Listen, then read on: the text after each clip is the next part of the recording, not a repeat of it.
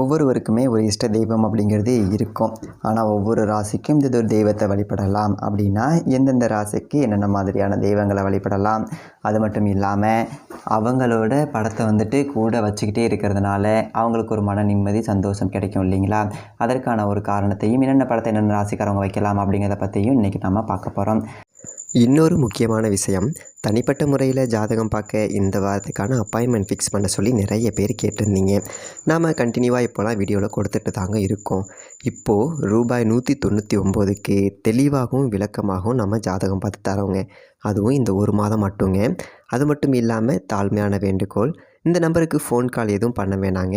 Just உங்கள் வாட்ஸ்அப்பில் இருந்து மெசேஜ் அனுப்புனாலே போதும்.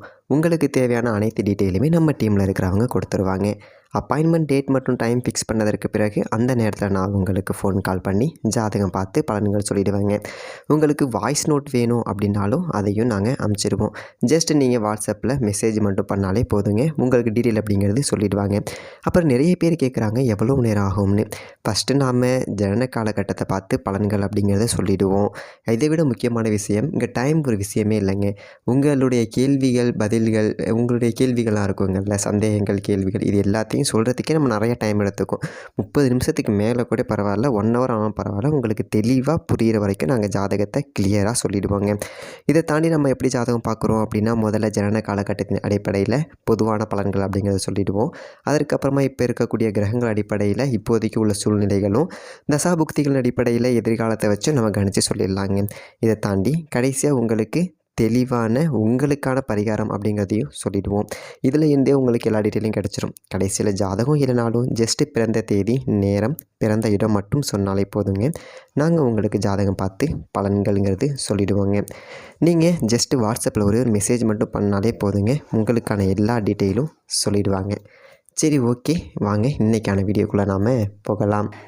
அதாவது எத்தனையோ பேர் இருந்தாலும் கூட சில பேரோட நம்ம இருக்கக்கூடிய அந்த படத்தை பார்க்கும்போது ஒரு இனம் புரியாத ஒரு மன சந்தோஷம் வருவதற்கு காரணம், நம்ம நல்லா இருக்கணும் அப்படின்னு சொல்லிட்டு நினைக்கிறவங்களா இருப்பாங்க. அந்த ஒருத்தர் நம்ம வளரணும், நம்ம வாழ்க்கையில் மென்மேலும் அடுத்த படிக்க போகணும் அப்படி சொல்லிட்டு நினைக்கிறவங்கள பார்த்தாலே நமக்கு ஒரு சந்தோஷம் அப்படிங்கிறது இருக்கும் இல்லைங்களா.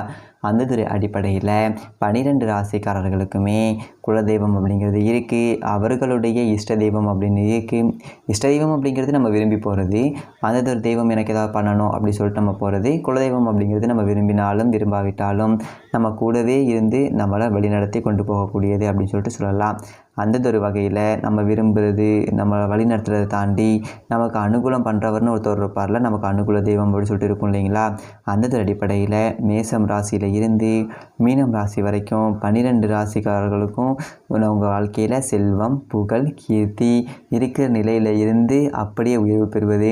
நீங்கள் எந்த ஊருக்கு போனாலும், எந்த ஒரு நாட்டுக்கு போனாலும், எப்பேற்பட்ட ஒரு பிரச்சனையில் சிக்கியிருந்தாலும் அதை பார்த்த உடனேயே உங்கள் மனசில் ஒரு சந்தோஷமும், உங்களுக்கு ஒருத்தர் இருக்கிறார் அப்படிங்கிற ஒரு தன்னம்பிக்கையும் கொடுக்கக்கூடிய ஒரு அனுகூல தெய்வங்கள் அப்படின்னு சொல்லிட்டு நம்ம முன்னோர்கள் சொல்லியிருக்காங்க. அதில் சித்தர்கள் தான் நிறைய மூல நூல்களில் அந்த 5ஆம் இடம் அப்படின்னு சொல்லக்கூடிய ஒரு ஸ்தானம், ஒரு ஜோதிட பாவகத்திலே 12 பாவகத்திலே 5ஆம் இடத்து காரக கிரகம் எதுவோ, அந்த 5ஆம் இடத்து காரக கிரகத்தினுடைய ஒரு ஆதிக்க தெய்வம் எதுவோ அதை பிடித்து அந்த ஒரு தேவதை உங்களை பிடித்து வழிபாடு அப்படிங்கிறது செய்ய வாழ்க்கையில் அனைத்து 16 வகையான செல்வங்களும் கிடைக்கும் அப்படின்னு சொல்லிட்டு முன்னோர்கள் சொல்லியிருக்கிறாங்க.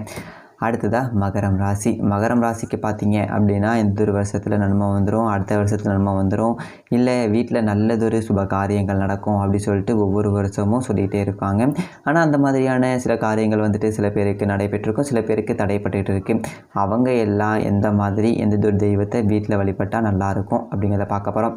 மகரம் ராசிக்காரர்களுக்கு 7.5 சனி அப்படிங்கிறது இருக்க போகுது. எப்போதுமே சனி பகவானுடைய ஒரு ஆதிக்கம் இருந்தாலும் இல்லைனாலும் இவர்கள் ராசி அதிபதியே சனீஸ்வர பகவானாக இருக்கிறதுனால சனீஸ்வர பகவானுடைய ஆதிக்கம் பெற்ற ஒரு ராசி.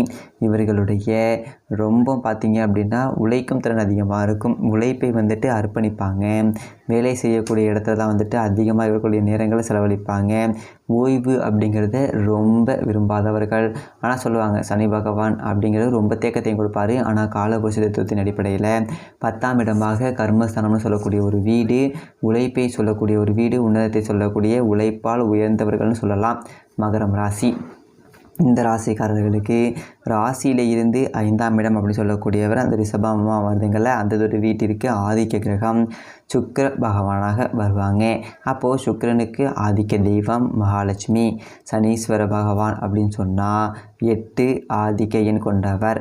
அஷ்டலட்சுமியினுடைய படம் இவங்க வீட்டில் இருக்கணும் பூஜை அறையில்.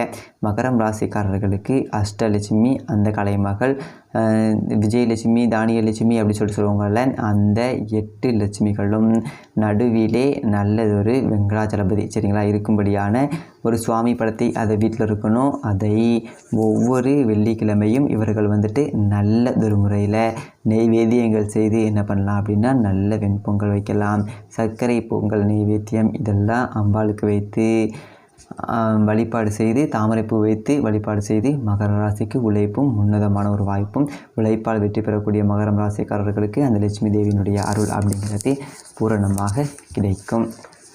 மகரம் ராசிக்காரர்கள் எல்லாத்துலேயும் வெற்றி பெறுவதற்காக அஷ்டலட்சுமியை வழிபாடுங்க. கண்டிப்பாக உங்களுக்கு வாழ்க்கைங்கிறது ரொம்பவே நல்லாயிருக்கும்.